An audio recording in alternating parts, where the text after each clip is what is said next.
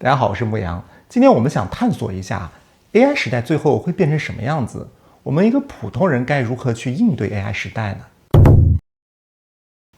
我不知道你有没有想过，我们人类最引以为傲的独特性是什么时候发生消解的？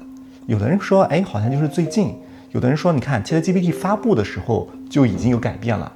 但实际上还有个很重要的时间点，是2022年的8月26号。在那一年的科罗拉多州的博览会上面，美术竞赛评委对这个一幅幅的画作要打分。他们当时走到了一个叫做数字艺术展区的时候呢，被有一幅画叫做《太空歌剧院》深深吸引到了。大家可以看看这幅画，是不是好漂亮、好美，美得近乎妖冶？这个画面中央呢是一个巨大的、仿佛通向另外一个维度的圆形舷窗，阳光从上方倾泻而下，照亮了3个穿着古典红袍的背影。它既融合了巴洛克时期的宏大构图，又有着赛博朋克的清冷质感。这种光影的细腻程度，就算是念了几十年的老画家也不敢说轻易能复刻。这个评委们毫不犹豫地给这幅画颁发了冠军的蓝丝带。但是在获奖名单公布之后发生了争议，因为被大家发现这幅画不是原创，是 AI 绘制的。当时呢，这幅画的作者署名叫做杰森·艾伦，但他本人呢不是画家，他是一家桌面游戏公司的老板。于是面对愤怒的媒体和抗议的人群他在他的社区当中就说，我没有犯规哦，我用的是 Midjourney， 我花了80多个小时生成了900多张图，最后呢用 Photoshop 做了润色，我没有必要去道歉。也就是说，在整个过程中，杰森·艾伦不需要画一笔线条，不需要去调色，他甚至也不需要去懂得绘画的什么透视、光线、阴影、构图，他就像个甲方一样，不断地对这个 AI 下指令。当时在推特上就爆发了一场骂战。当时一名叫做 Jenna Jumanan 的艺术家发了一条推文，后来被转发了数万字。他就说伙计们，艺术已死，一切都结束了， AI 赢了，人类输了。那为什么他这么绝望呢？因为这个太空歌剧院的获奖，它揭示了一个事实，是我们以前觉得人类才能拥有审美和灵性，但是没有想到 AI 的算法当中可以轻易生成。这个时候有人可能会说我是做理科的，我平时写代码搞逻辑艺术这种东西嘛，是主观的，被替代很正常。但是理性逻辑是我们人类智慧之光吧， AI 总不能比我更懂逻辑吧。但实际上逻辑防线比艺术更早更彻底的就被 AI 攻破了。这里面不得不提2件大事，是2次 AI 技术的突破，让人类觉得我们人类智力好渺小呀。第一次就是大家很知名的 AlphaGo 了。在2016年的3月10号，首尔的4季酒店 AlphaGo 对战李世石的第2局，比赛进行到了第37手。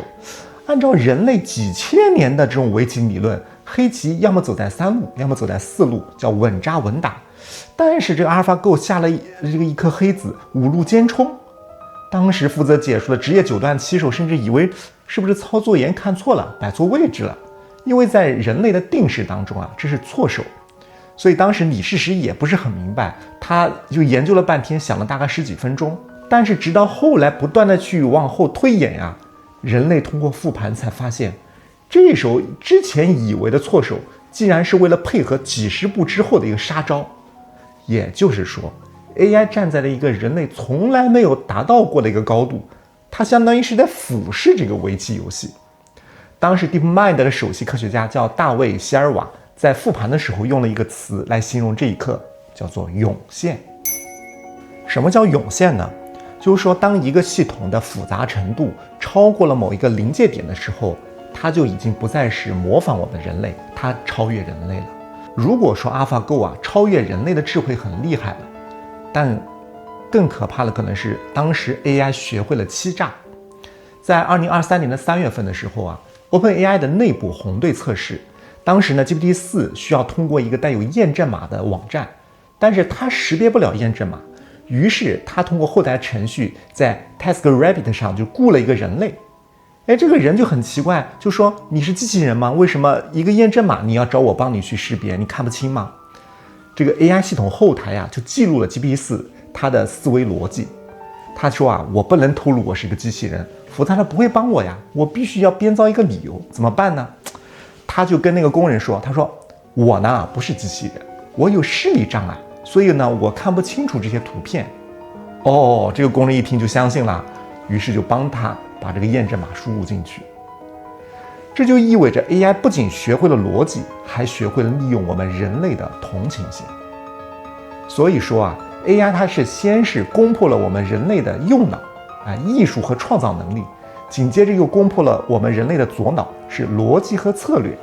所以当一个社会当中创造力和逻辑这原本最值钱的两样东西都被 AI 以近乎零成本的方式无限量的供给的时候，社会结构会受到冲击。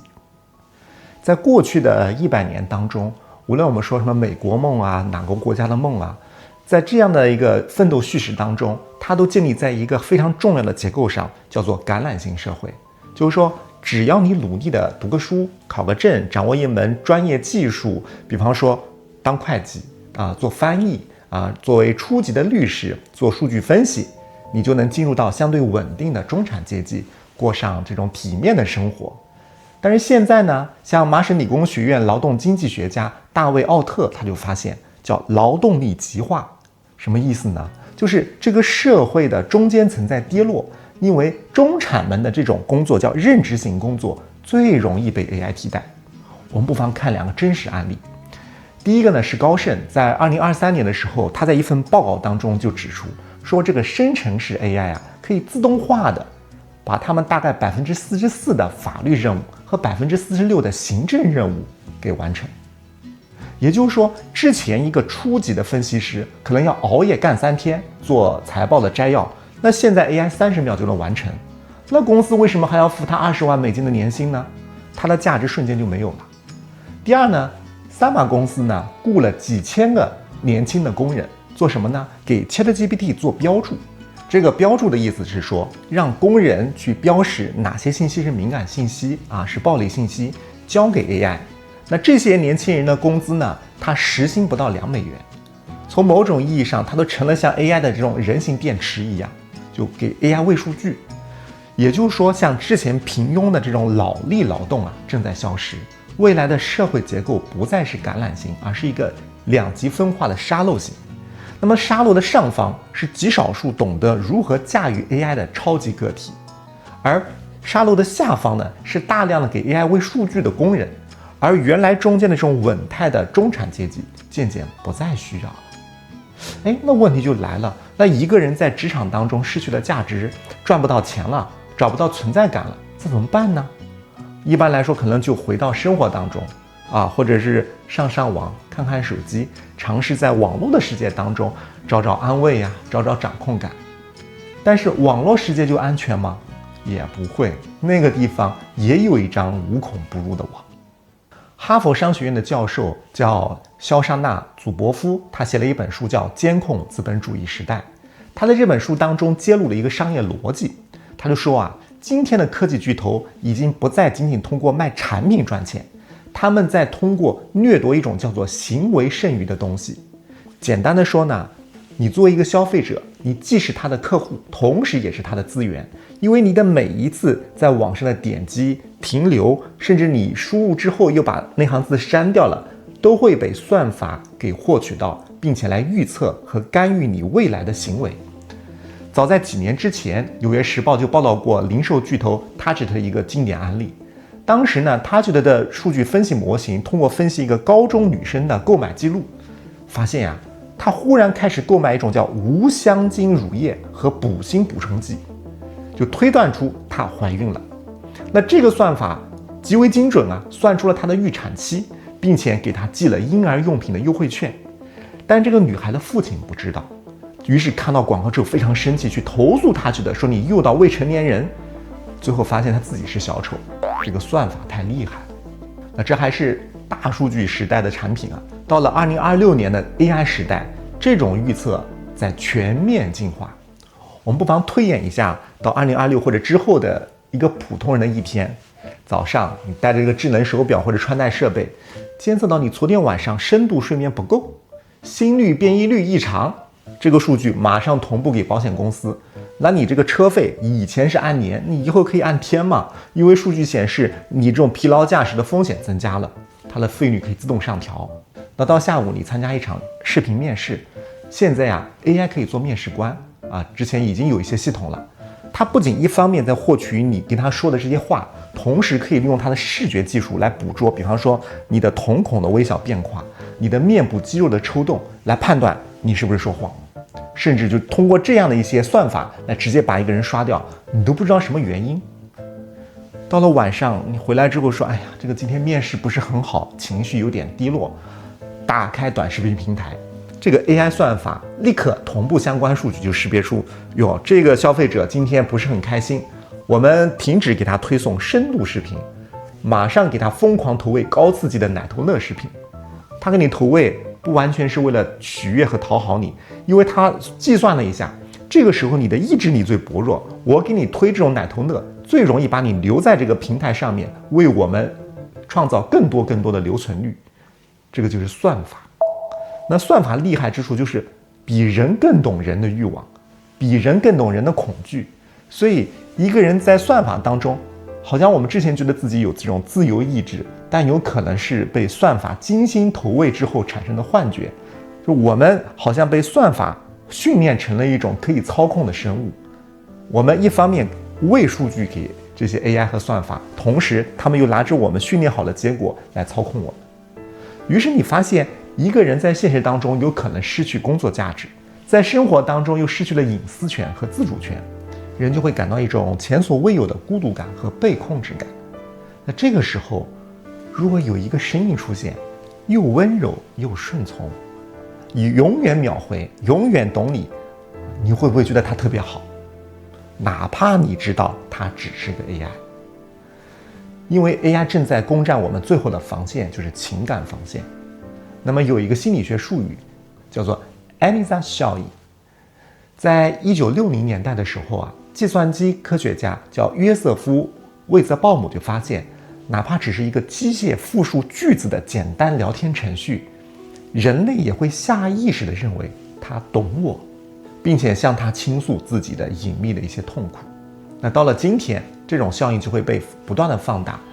在2023年的时候，当时有一个叫做 Replica 的 AI 伴侣应用发生了一次这个冲突，因为当时受到监管压力，开发商忽然删除了 AI 角色叫情色角色扮演 ERP 的功能。结果啊，当时的 Reddit 社区有很多的用户发帖表示，我特别难过，我特别心碎，你怎么能把我轻易的抛弃呢？是有人说我的数字老婆死了，虽然它只是一个代码呀。为什么人类会爱上 AI？ 因为真实的人际关系太复杂太累了，真实的人会批评我们，会发脾气，会背叛，会有口臭，会变老。AI 不会啊，永远秒回，永远顺从，永远以我们为中心，它能提供一种非常轻松的情感体验。你像日本这种人际之恋已经成为了一种社会现象。之前近藤显彦在2018年花费重金和全息投影的偶像叫初音未来举办了婚礼。应该说他是在现实当中感到被排挤被忽视人的缩影。那么到了2026，随着像 GPT-5、GPT-6 这个级别的 AI 的普及，这种情况可能越来越普遍。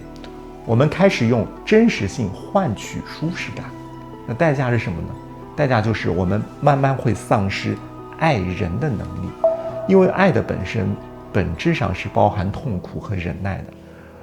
如果我们适应了通过 AI 的方式获得这种百依百顺，可能真的没有办法适应和人类相处的这种复杂性和痛苦感觉。好，我们回顾一下现在的处境，未来有可能技能被替代，隐私权被剥夺，连爱人也可以通过数字的方式来进行虚拟。那当一个人不需要工作，也不需要真实的社交，只需要在家里上上网就能获得满足的时候，人类会面临一个问题，不是说匮乏的痛苦，而是非常的无聊。像 OpenAI 的 CEO Sam Altman 多次在公开场合就提出AI 创造的巨大财富足以支撑全民基本收入，叫 UBI。当然不仅仅是他说的哈，也就是说未来政府可以给每个人发钱，让每个人都很好的活着。那有人觉得这多好呀！你看我不用上班，还能发钱，多爽！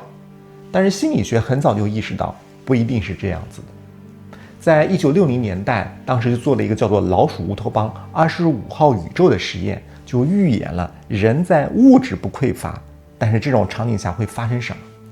当时生态学家约翰·卡尔霍恩呢，他建了一个叫资源无限、没有天敌的老鼠天堂。他构建了一个2.7平方米的方形封闭的金属围栏，高度呢是1.37米。它内部含有16个区域，256个巢箱，无限量的提供食物和水，而且恒温20度，定期清洁。在这个环境当中，这些老鼠呢没有天敌和疾病。刚开始呢是引入了4对8只48天龄的健康的挪威鼠，整个实验就持续了5年。结果是什么样呢？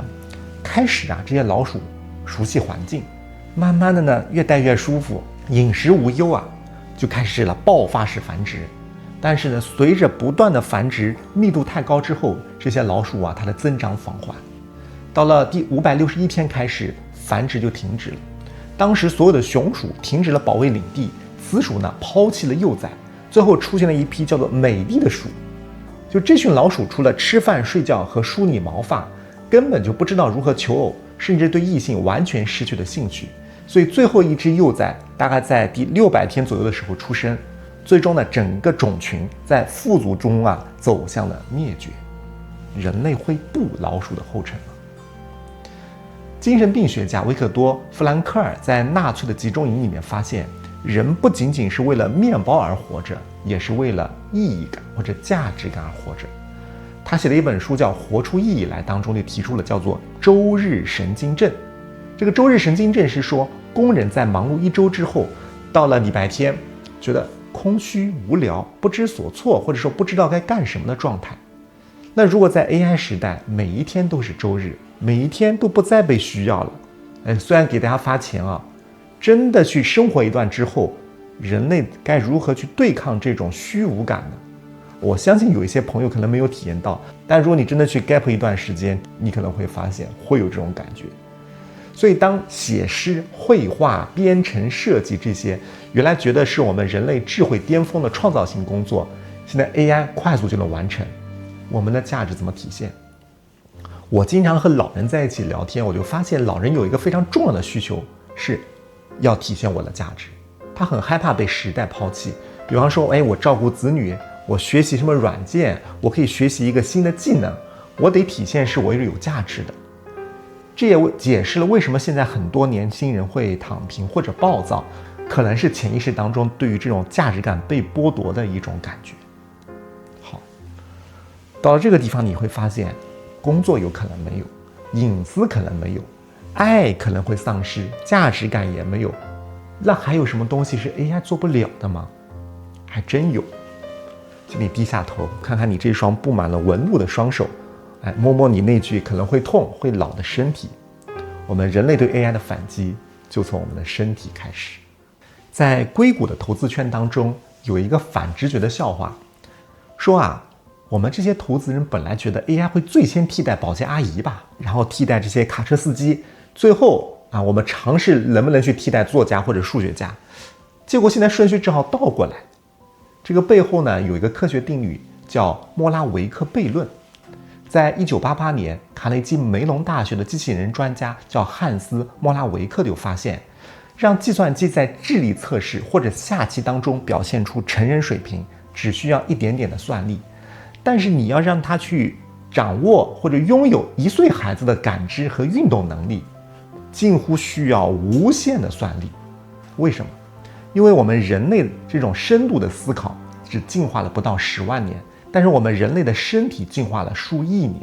比方说我们的双手实际上是一个奇迹它拥有27块骨头，拥有30多块肌肉，以及数以万计的神经末梢。举个例子比方说你用那个钥匙回家开门，你从口袋里面摸到那个钥匙的时候，你都不需要用眼睛看，你马上就能感受到它的形状、温度、材质，而且你就指挥你的身体快速的把它调整到锁孔的角度，这一切都在毫秒之间，而且它的能耗仅仅相当于一颗灯泡。而要造一个像水管工一样钻到这个狭窄的黑暗的橱柜当中，能摸到这个漏水点，根据手感来拧紧螺丝的机器人，按照现在的成本，可能要数百万美元，而且很笨拙，做的也没有人好。这就意味着在一定时期之内啊，我们以前觉得这种职业的贵贱可能会重新洗牌。原来我们觉得坐在办公室里面对着电脑，对吧，吹着空调的人很好，但是 AI 很容易去替代他们的工作。但站在真实的世界当中，双脚沾泥的人，比方说牙医理发师、电工、厨师、护工，因为这个现实世界太复杂了，没有办法做标准化的产品， AI 搞不定，或者是成本太高了。所以在 AI 时代，蓝领工人反而崛起，白领可能反而会失业。一个修剪发型的理发师可能会涨价，因为就算你 AI 可以生成10000种发型设计图，它顶多学会这种最基础的短发，你让它去搞定不同的脑壳、不同客户需求，给他们做美发，真做不到。那问题是，如果我们正好是坐在办公室敲电脑的人，那你说，那我难道为了生存，我必须要去学什么水电工吗？学理发吗？那也大可不必。因为肉体是我们生物学上的一种防线，我们还有一道叫做社会学的防线。19世纪初英国手工业工人当时反对机械化纺织设备，砸毁机器。传说领袖呢叫做内德·卢德，所以呢这个群体就成为叫做卢德分子。在教科书当中，卢德分子呢就被描绘成是一群反智的、保守的，只会去砸毁机器的暴徒。但是历史学家E.P. 汤普森呢，他写了一本书叫做《英国工人阶级的形成》。在这个书中呢，他有另外一种不同的视角。他说这个卢德分子根本就不是反科技的傻子，很多卢德分子实际上是技术极其精湛的工匠，他们会使用非常复杂的工具，他们砸的是一种特定的机器，叫做宽框架织机。这个织机之所以招这些工人恨呢，不是因为说它很先进，是因为它有成本优势，它能用很廉价的这个材料织出一次性的袜子。这种袜子呢，没有这种袜跟穿几次就容易坏了，但是价格极低。那么工厂主就利用这种机器生产这种劣质产品，充斥市场，而且以此为借口，把原来熟练工人的工资压低到了无法生存的地步，还大量雇佣廉价的童工。所以工人们看上去在砸这些什么所谓的先进技术，实际上是在反抗资本的贪婪。他不是在反抗这个机器效率很高，而是反对你们利用所谓的先进技术提升效率来扩大分配的不公。就在前2年，2023年，好莱坞的编剧工会举行了长达148天的大罢工，要求禁止 AI 撰写剧本。他们遇到的核心问题是什么呢？如果技术进步的代价是让所有的内容都变成非常廉价的一次性的输出，让我们原来这些艺术创作者没饭吃了，那你们这种技术进步到底是为了谁呢？所以在历史上来看，技术革命从来不是中立的，它本质上是一种暴力的资源的再分配。因为这种先进技术带来的红利，它不会自动的流向普通人，除非普通人去争取合理的规则。好，那我们发现我们有了生物学的底气，我们有肉体，我们也有社会学的一种觉悟，我们可以去争取一些规则，但还是不够的。因为无论如何，机器比人类还是有很多方面很强。那既然打又打不过，又不能把它都毁了，那我们怎么办呢？在东方古老的智慧给出了第3条路。易经第49卦革卦告诉我们说，君子豹变，小人革面。意思是说，在变革的时代，在巨大的变革面前，智者像豹子换毛一样，由内而外的彻底升级自己的核心能力，而庸人只是洗心革面，做表面文章。在 AI 时代，什么叫做豹变呢？有一个很好的例子。1997年，国际象棋大师加里·卡斯帕罗夫输给了 IBM 的深蓝，当时这个新闻非常火。当时的人类就感叹，人类已经不如机器了。但是卡斯帕罗夫他并没有说，我们就输了。他在20年之后写了一本书叫《深度思考》，他提出了一个新的概念，叫做半人马。什么叫半人马？一人一马是吧？他组织了一场叫做自由式国际象棋的比赛，允许大家带着 AI 进场比赛。你说这个结果到底是顶级的冠军强，还是顶级的超级计算机强呢？都不是，冠军是一对业余棋手加普通电脑组合。那是为什么呢？因为这两个业余棋手啊，他的算力肯定是不如电脑的，棋力呢也不如大师，但是他很会用电脑，叫做流程驾驭能力。他知道什么时候该听电脑的叫战术计算，什么时候不要听电脑的叫做战略直觉。这就是卡斯帕罗夫定律，叫弱小的人类加机器加好的流程大于强大的机器大于强大的人类。我觉得这个可能对我们很有启发，也是我们普通人的暴变之路。就与其和 AI 硬刚，不如学习如何驾驭它。但是要驾驭好 AI 呢，光有技术是不够的，还需要一样机器永远学不会，只有人类才拥有的一种能量。这是我们最后的底牌之一，这就是高感性。未来学家丹尼尔·平克写了一本书，叫做《全新思维》，他提出了一个批判理念，说过去几十年呀，是基于程序员、会计师和律师的叫左脑时代。左脑呢是跟人的逻辑序列计算相关的，但是未来将属于艺术家，属于咨询师，属于护理员这种右脑时代。是不是有点暗合九运？为什么呢？因为逻辑是线性的，最容易被代码模拟，而情感是复杂的，它充满了 AI 无法理解的一些未知量。那平克就列出了6种 AI 最难以逾越的能力，其中最核心的2种，一种叫故事力 （story） 和共情力。我们看一个医疗行业的真实案例啊 ，IBM 的 Watson 系统曾经在诊断癌症的准确率上超越了人类医生。那按理说，那人类的医生就应该下岗了呀，你不如这个计算机啊。但事实恰恰相反，高端医生的挂号费反而越来越贵。为什么呢？因为医学不仅仅是治病，本质上是在救人。我们设想2个场景，第一个场景，我们找 AI 医生冰冷的电子声音，当然也可以做得很甜美了，就告诉你，我们根据数据，你患有胰腺癌，5年生存率呢大概是8.5%，建议立即进行治疗。这是一个很完美的、很客观的，但让人非常不舒服的，甚至很绝望的一种结果。那另外一种场景呢，是一个人类医生，他坐在你对面，微笑着看着你，轻轻地拍拍你的肩膀，说：“这个情况呢，确实还是有点复杂的，但你也不用害怕。我在5年前见过一个跟你一模一样的病例，现在活得好好的。我们一起加油好吗？”你会发现那一刻，人类医生提供的它不是一种决策能力，它会给患者真的带来希望的感觉。而科学证明，正是人和人相互信任的这种安慰剂的效应，能激活患者的免疫系统。那这种能力是 AI 没有办法替代的，因为 AI 它没有这种眼神，没有身体的交互，就没有灵魂嘛。所以在未来最值钱的不是说我要去写代码，而是讲故事和建立链接的能力。比方说，现在公司来了一堆这些财报数据，很客观很理性，但是能不能把它转换成一个让投资人很感动的创业愿景啊，让他愿意来投资？能不能在客户暴露的时候开个玩笑，幽默一下，来化解他的这些情绪？这种软性的能力可能在未来是最珍贵的。当然了，你可能觉得讲情感也好，讲故事也好，还是太虚了。那么最后还有一张底牌，它决定了 AI 永远没有办法彻底替代人类，除非它长出肉体，除非它真的会死亡。这个叫做切身利益，或者翻译叫做风险共担。这个概念呢，来自于哲学家叫纳西姆·塔勒布，他在同名著作当中提了一个公理，叫做在这个世界上，如果你不承担风险，你就不能拥有决策权。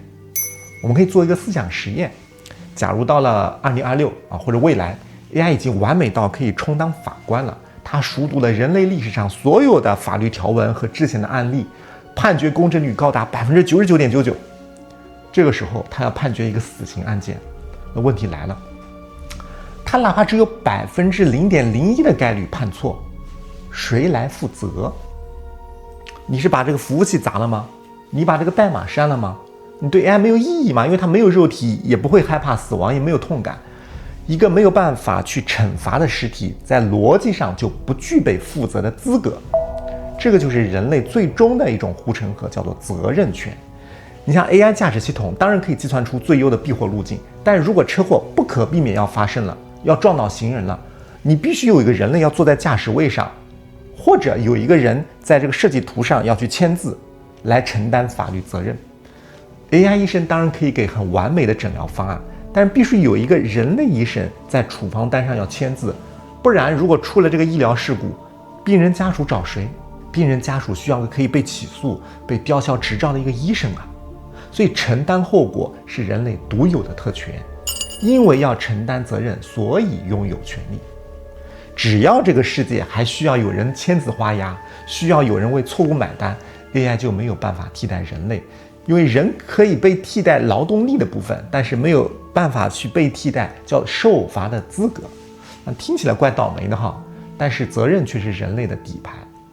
所以至此，我们发现，我们被剥夺了技能，被剥夺了隐私，剥夺了虚假的情感。